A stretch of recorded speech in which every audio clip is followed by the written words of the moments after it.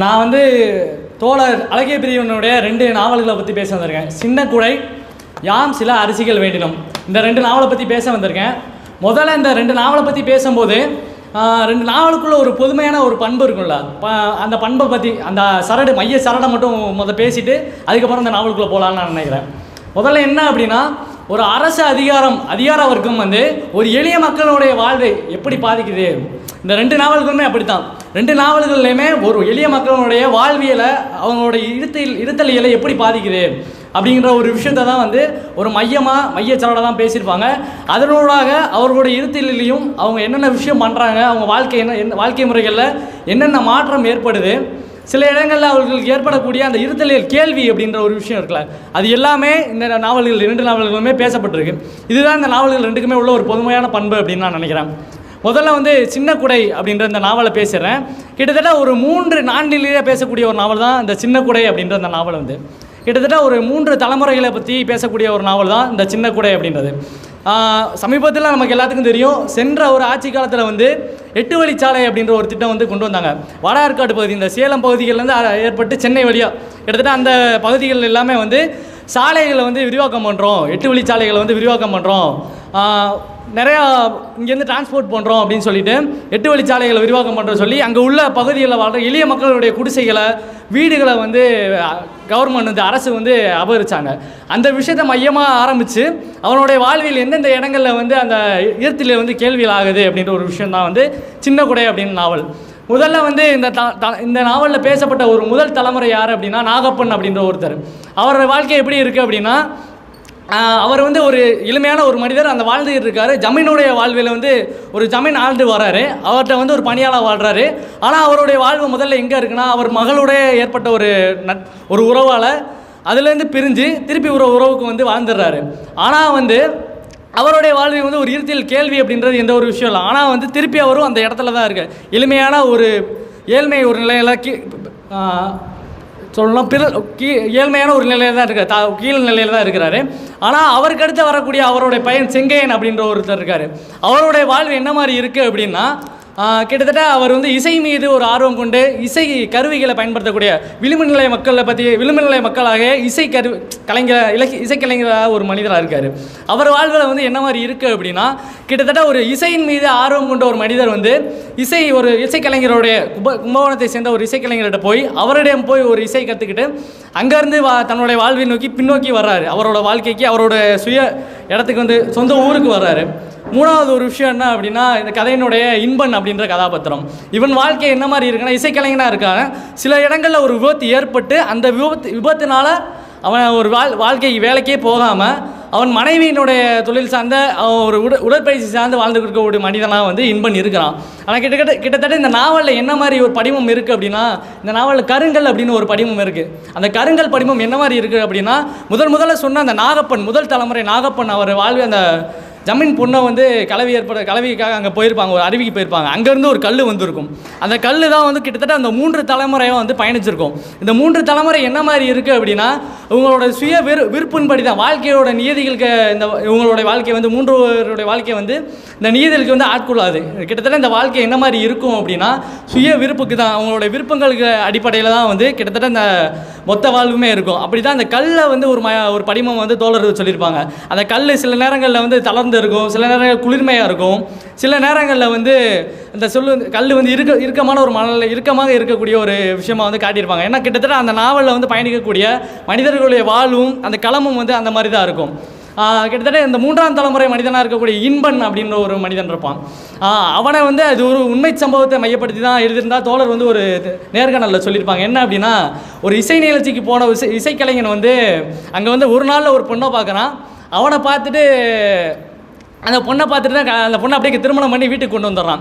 இந்த நிகழ்வை பார்த்துட்டு தான் நாவல் எழுதலாம் சொல்லி தோழர் வந்து சொல்லியிருப்பாங்க. அந்த மாதிரி தான் அப்படியே ஆரம்பித்து அந்த ஒரு மையசரலேருந்து ஆரம்பித்து கிட்டத்தட்ட அந்த நாவல் வந்து ஒரு நம்பகத்தன்மைக்காக கொண்டு போயிருக்கும். அந்த நம்பகத்தன்மை எங்கேருந்து வரும் அப்படின்னு பார்த்தோம் அப்படின்னா, அவருடைய மனைவி இன்பன் அப்படின்னு சொல்லக்கூடிய இந்த அவருடைய மனைவி இருப்பாங்க, கனகாயி அப்படின்றவங்க, அவங்கள வச்சே மையமாக வந்து இருக்கும். கிட்டத்தட்ட அவனுடைய உடல் வாகும் சரி, அவனுடைய காமமும் சரி, இது ஒரு கதாபாத்திரமாகவே இந்த சின்ன குடை அப்படிங்கிற அந்த நாவலில் வரும். கிட்டத்தட்ட அரசு அதிகாரமும் சரி, அரசு அதிகாரமும் எளிய மக்களுடைய வாழ்க்கையில் அவர்களுடைய சின்ன சின்ன சந்தோஷங்களை வந்து இந்த சின்ன கூடை அப்படின்ற ஒரு விஷயம், சின்ன சின்ன சந்தோஷங்களை தான் சின்ன கூடை அப்படின்ற விஷயத்த சொல்கிறான்னு நான் நினைக்கிறேன். அந்த சின்ன கூடை எப்படி தாங்குது, தாங்க முடியாமல் எப்படி ஒரு விஷயத்தை பறக்குது அப்படின்ற மாதிரி ஒரு விஷயத்தை தான் இந்த சின்ன கூடை நாவலில் அவர் சொல்லியிருப்பார். இன்னொன்று என்னென்னா, யாம் சில அரிசி வேண்டினோம். இந்த யாம் சில அரிசி வேண்டினோம் அப்படிங்கிறது இந்த வரி வந்து எங்கே வரும் அப்படின்னா புறநானூற்று பாட்டில் வரும். ஔவையார் சொன்ன ஒரு பாடல் வந்து 146வது பாடல்னு நினைக்கிறேன். இந்த பாட்டில் என்ன சொல்லியிருப்பாங்கன்னா, ஔவையார் ஒரு பசியினால் உந்தப்பட்ட ஒரு புலவன் வந்து போய் ஒரு அரசர்கிட்ட போய் கேட்பான், இந்த மாதிரி எனக்கு உணவு நான் பாட்டு பாடுவான். அந்த அரசன் என்ன பண்ணுவான் அப்படின்னா அவனுக்கு வந்து குதிரையும் யானைகளையும் பரிசாக சொல்லுவான். அப்போ அந்த பாட்டினோட பொருளை தான் என்ன அப்படின்னா, நான் வந்து பசிக்காக வந்திருக்கேன், இந்த யானையும் குதிரையை வச்சு நான் என்ன செய்ய அப்படின்ற ஒரு கேள்வியை வந்து ஔவையார் எழுப்பியிருப்பாங்க. அதை வச்சு தான் யாம் சில அரிசி வேண்டினோம் அப்படின்ற நாவல்.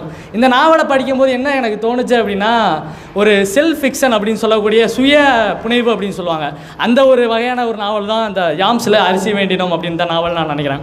கிட்டத்தட்ட இதில் வரக்கூடிய கதாபாத்திரம் யார் அப்படின்னா கவசிநாதன் அப்படின்ற ஒரு கதாபாத்திரம்.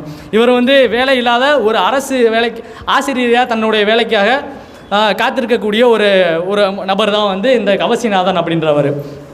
இவர் வாழ்க்கையில் என்ன மாதிரி ஒரு விஷயம் நடக்குது அப்படின்னா, இவர் இந்த கதைக்களம் எங்கே நகருது அப்படின்னா கோட்டையூர் அப்படின்ற ஒரு ஊர். அந்த ஊரில் இருக்கக்கூடிய ஒரு கல்வி அலுவலர்களுடைய இந்த வேலைவாய்ப்பு அலுவலகம் சொல்லுவாங்க. அந்த அலுவலகத்தில் நடக்கக்கூடிய ஒரு விஷயத்தை மையமாக வச்சு தான் இவரோட வாழ்க்கை நகரும். என்ன அப்படின்னா, இவர் தன் வேலையை வந்து ஒரு அரசு வேலைக்காக காத்திருக்கக்கூடியவர் வந்து ஒரு தனியார் பள்ளியில் வந்து வேலை பார்த்துக்கிட்டு இருப்பார். இவருடைய பின்புலம் என்ன மாதிரி இருக்கும் அப்படின்னு பார்த்தோம் அப்படின்னா, அவரோட அப்பா அம்மா அவரோட குடும்பமே என்ன மாதிரினா ஒரு பீடி சுற்றக்கூடிய அந்த வேலையை தான் பார்த்துக்கிட்டு இருப்பாங்க.